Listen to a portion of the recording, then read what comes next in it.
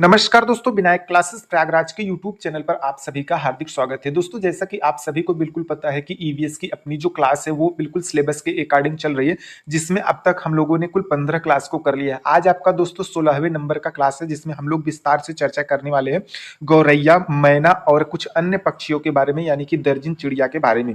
तो आज की ये वीडियो आपके लिए बहुत ही ज्यादा इंपॉर्टेंट होने वाली है, क्योंकि आपका जो दर्जन चिड़िया, मैना और गौरैया, ये जो तीनों पॉइंट्स हैं, यहाँ से आपके भर भर के क्वेश्चन आपके सीटेट एग्जाम में देखने को मिल जाते हैं। तो चलिए दोस्तों, बिना किसी देरी के आज की इस क्लास को शुरू करते हैं, जिसमें हम लोग सबसे पहले गौरैया के बारे में देख लेते हैं। उसके बाद मैं आपको मैना के बारे में और दर्जन चिड़िया के बारे में बिल्कुल विस्तार से बताऊंगा।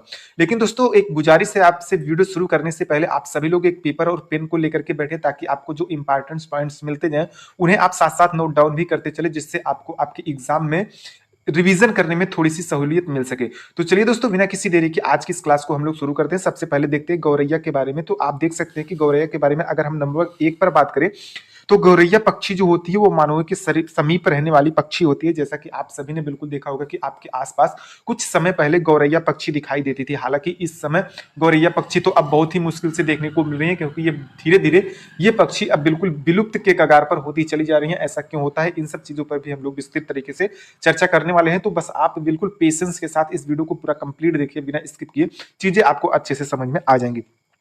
अब ये दोस्तों ऐसा क्यों होता है, क्योंकि यहाँ पर आप देख सकते हैं कि क्योंकि यह अपने घोंसले जो होती है वो मानवों के घरों में अलमारी के ऊपर तथा आईने के पीछे बना करके रहती है। यानी कि इनका घोंसला जो होता है वो मानव के इर्द गिर्द रहता है, यानी कि मानव जो अलमारी रखते हैं उनके ऊपर ये बना लेती हैं। और कभी कभी इनका जो घोंसला होता है वो शीशा यानी कि आईने के पीछे भी देखने को आप सभी को बिल्कुल मिल जाता है। तो यहाँ से आपका ये क्वेश्चन ये बन जाता है कि गौरैया अपना घोंसला कहाँ बनाती हैं। तो आपको सीधे उत्तर में देखना है कि जहां पर भी आपको अलमारी के ऊपर और आईने के पीछे देखने को मिल जाए, वहां उस उत्तर को आपको बिल्कुल सही कर देना है। अब दोस्तों, वहीं पर अगर हम लोग नंबर 2 की बात करें, तो देख सकते हैं कि यह इन दिनों संकट की स्थिति में है। जैसा कि मैंने आपको ऊपर चर्चा करके बता दिया है कि जो गौरैया पक्षी है आपके आसपास इर्द गिर्द आजकल बहुत ही कम देखने को मिलती है, या आप समझ के चलिए कि आपको ना के ही बराबर देखने को मिलती है। मुझे तो कई दिन हो गए हैं गौरैया पक्षी को देखे हुए, आपको कितना दिन हुआ आप मुझे कमेंट करके जरूर बताएं।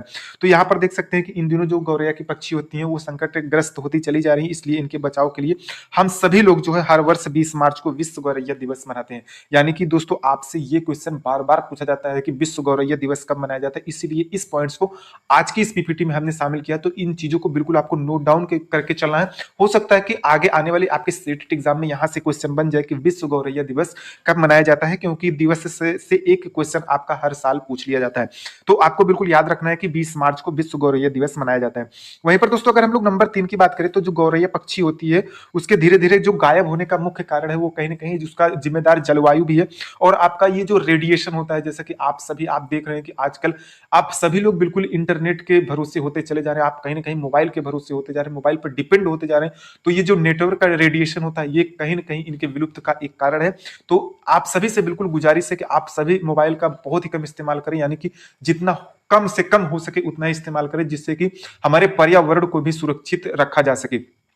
तो दोस्तों, देख सकते हैं कि गौरैया से जुड़ी जो तीनों महत्वपूर्ण पॉइंट्स थी उन सभी को हमने यहाँ पर शामिल कर लिया है। इससे ज्यादा न तो आपके एनसीईआरटी बुक में दिया गया है, न तो इससे ज्यादा आपकी संभावना है सीटेट एग्जाम में पूछने की। तो आप अगर इतना चीजें गौरैया से संबंधित देख लेते हैं, तो आपके गौरैया से संबंधित कोई भी क्वेश्चन आपके एग्जाम में गलत होने वाले नहीं है। अब दोस्तों, आपका जो नंबर 2 पर पक्षी देखने को मिल जाता है वो मैना है, जो कि आपके एग्जाम पॉइंट ऑफ व्यू से बहुत ही महत्वपूर्ण टॉपिक है। यहाँ से आपके एक क्वेश्चन तो हर बार ही लगभग देखने को मिल जाते हैं कि कौन सा ऐसा पक्षी है जो अपने गर्दन को आगे पीछे झटके से घुमाता है। ये क्वेश्चन आप बार बार देखे होंगे कि सीटेट एग्जाम का बहुत ही चहेता क्वेश्चन है। ये क्वेश्चन आपका हर बार ही बन जाता है। तो आपको बिल्कुल नोट डाउन करके चलना है कि जो मैना पक्षी होती है वो अपने गर्दन को झटके से आगे पीछे घुमाती है। चलिए, इसकी चर्चा हम लोग विस्तार से करेंगे, लेकिन अगर हम लोग नंबर 1 पॉइंट की बात करें, तो जो मैना पक्षी होती है, यहाँ पर आप देख सकते हैं कि जो मैना पक्षी होती है उस कुटारी के नाम से भी जानते हैं। तो इसका एक अलग नाम भी आपसे सीटेट एग्जाम में पूछ लिया जाता है। तो इसे कुटारी पक्षी के नाम से भी जानते हैं, जो बड़े बड़े झुंड बनाकर शहरों व मानवों की बस्तियों के आसपास रहते हैं और बहुत ही शोर मचाते हैं। यानी कि दोस्तों, जो आपके मैना पक्षी होते हैं वो बहुत ही शोर मचाते हैं, और ये ज्यादातर आपको मानव के इर्द गिर्द देखने को मिल जाएंगे, और जो शहर होते हैं शहरों में ये ज्यादातर देखने को मिल जाते हैं। वहीं पर दोस्तों अगर हम लोग नंबर 2 पर बात करें तो नंबर दो पर देख सकते हैं कि यह पक्षी झटके से अपने गर्दन को आगे पीछे घुमाती है। इसको नोट डाउन कर लीजिए, ये बहुत ही आपका इंपॉर्टेंट क्वेश्चन है। यहाँ से आपका हर बार क्वेश्चन बन जाता है कि वह कौन सा ऐसा पक्षी है कि जो कि अपने गर्दन को झटके से आगे पीछे घुमाती है। जैसा कि मैंने आपको बिल्कुल बता भी दिया है, तो मैना पक्षी आपको बिल्कुल अपने दिमाग में चौबीसों घंटे रखना है कि ये क्वेश्चन आपका हर बार पूछा जाता है। अगर ऐसा प्रश्न आपको देखने को मिल गया तो उत्तर में आप सीधा मैना ही उत्तर सही करेंगे। अब दोस्तों वहीं पर अगर हम लोग नंबर 3 पर बात करें तो देख सकते हैं कि यह जो पक्षी है मूल रूप से दक्षिण एशियाई पक्षी है, क्योंकि यह ज्यादातर आपको भारत, पाकिस्तान, बांग्लादेश और म्यांमार में देखने को मिल जाती है।